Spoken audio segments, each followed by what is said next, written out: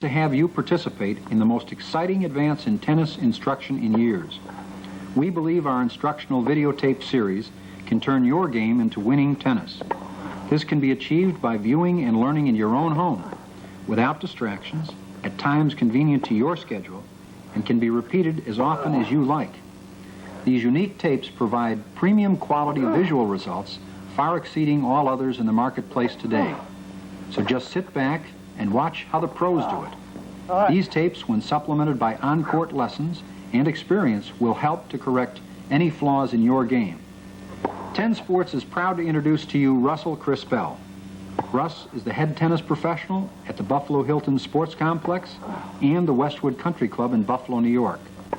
He is the associate coach for the men's varsity tennis team at the University of Buffalo.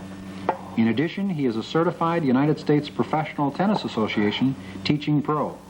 His enthusiasm and talent as a teacher have earned him the respect of his students and colleagues as well.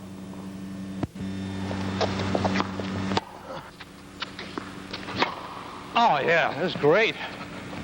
How about that one? Nice match. Thanks, enjoyed it. Good back. Been practicing on my game, that's how you win. Not a bad match point, was it? No, I didn't think so either. Hi. My name is Russ Crispell. That match point that we just saw was rather unique and rare. It was a backhand winner. It's a shot that a lot of you have problems with. Well, today, this segment deals with backhand ground strokes. Some of the areas that we're going to be working with deal, first of all, with the common problems that most people have hitting backhands. We're going to talk with how to improve your backhand, incorporating depth, spin, and speed. We're going to talk about the different types of swings, such as the one-handed and two-handed backhand. I'm going to show you how to hit some shots in game situations. And finally, we're going to be talking about some practice tips, making you a winning tennis player. Let's get started.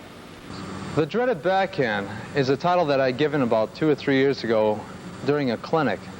The word dreaded is a common word that is used in tennis players when it comes to thinking about hitting a backhand ground stroke.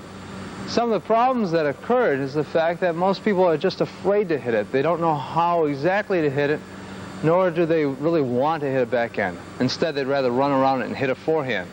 Well, it seems that in the clubs around the country, the backhand itself is probably the most popular item on the agenda when it comes to taking tennis lessons. Now, let's ask yourself a couple of questions, and I think this will sort of give you a guide as to just whether or not you need work on your backhand.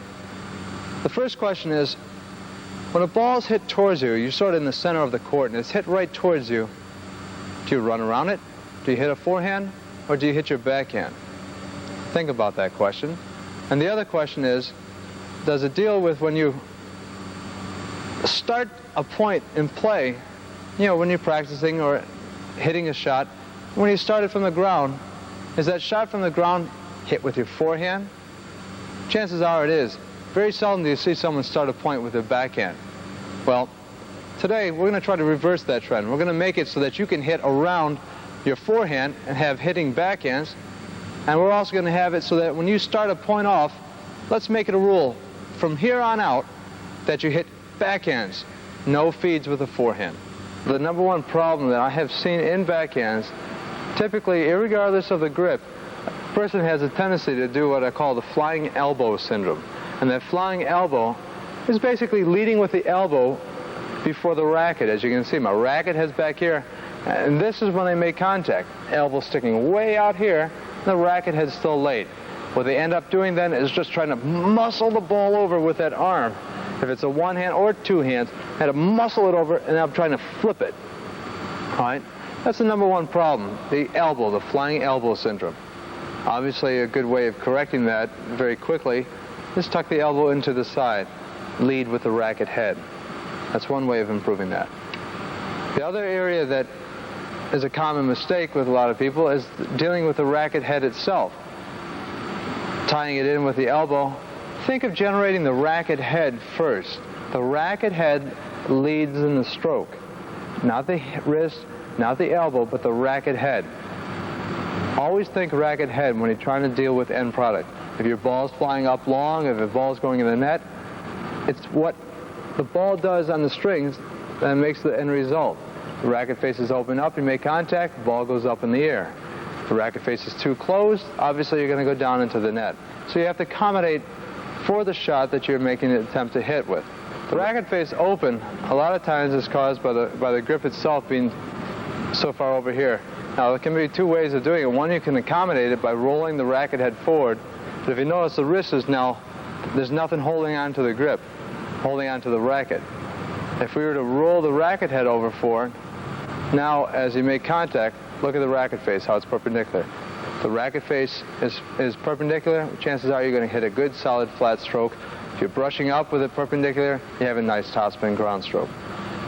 The other area that we want to talk about deals with the motion. The motion that I call linear is the swing that you want. Linear is in a line from the backswing all the way through the follow-through. It's in line with the direction that you're trying to hit with. If you remember the cliche that I have used in the past, it's called "Let the force be with you." You know that Star Wars cliche?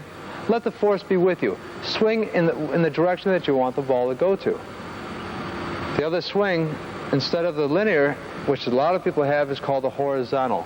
And they end up swinging around their body, making it like a circular plane instead of swinging into the direction that the ball is coming from.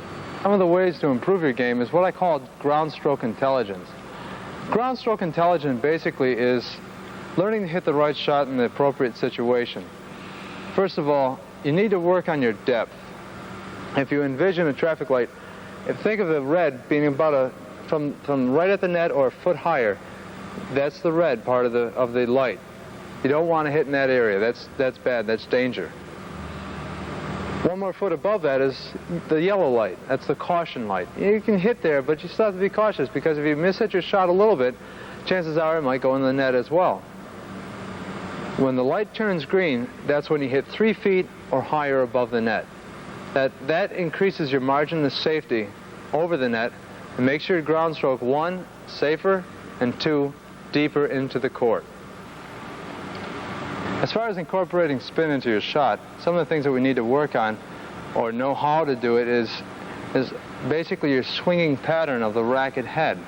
The racket head, if you want to hit a basic flat shot, is keeping the racket head at the same height of the ball is at this height, and just going flat into it. What that will do is impart a ball without any kind of spin on it, basically. That's a flat ball. As you can see, the ball is coming to you without any kind of motion at all. You can almost read the letters. I can read it myself. It says Pro Pen. All right? It's coming right at you. Now, in order to hit a ball with topspin, what's necessary is, in order to get some type of a brushing or a scratching action on the back of the ball, the bottom half of it, and in order to do that, the racket head's got to be lower than the ball with the backhand. The racket face is perpendicular, and you brush up from low to high through the shot, imparting spin from lower. The racket head's lower than the ball, and you're brushing up to the ball through the shot and finishing with a nice high follow-through. That'll impart a topspin roll, a forward roll of the ball. And as we mentioned before, the forward roll itself helps pull the ball down on the court and allows you to hit higher and harder over the net. Now, on the opposite side, hitting a slice, which is a backspin, that defies the gravity. What it does is the end product is it allows for the ball, when it lands, to stay low and deep. That low backspin shot makes it difficult for your opponent to really crush the forehand or backhand that they want. So in order to hit that shot, it's produced with the racket head above the height of the ball, and you're not really coming down or chopping at it, although that's referred to as a chop or a chip shot. Basically, it's with the racket head up high, and you're coming in on a trajectory about 17 degrees, roughly, going into the ball with the racket face slightly open, and what that does, it imparts a backspin on the ball, and now you have your slice. So we have our topspin, we have our flat shot, and we now have a slice stroke. Now, another area that we need to discuss deals with speed. Speed basically is generated with the use of the racket head going through the ball. Okay, the racket head itself, if it was at this distance from point A to contact, say it's 2 feet, you now have 2 feet to generate the speed of the ball. and you're trying to throw that racket head as fast as you can go into contact. Now, to increase your speed, increase your distance between point A and contact. This area between here is what I refer to as the runway distance. Like a plane taking off, a plane needs sufficient amount of runway to take off into the air. So does your backswing. You need a sufficient amount of backswing, enough distance from here to making contact with the ball to give you enough racket head speed, enough speed to accelerate into the ball smoothly. Doing that will incorporate your speed. Now, the question comes, how hard do we hit? Well, think of traffic signs when you're out on the road. We have a speed limit sign. Speed limit signs are there for a purpose, and basically, it's there for the appropriate situation. If there's a big winding curve, you're not going to go 90 miles an hour around that curve in your little sports car. You're going to take your time because it's a little bit more dangerous.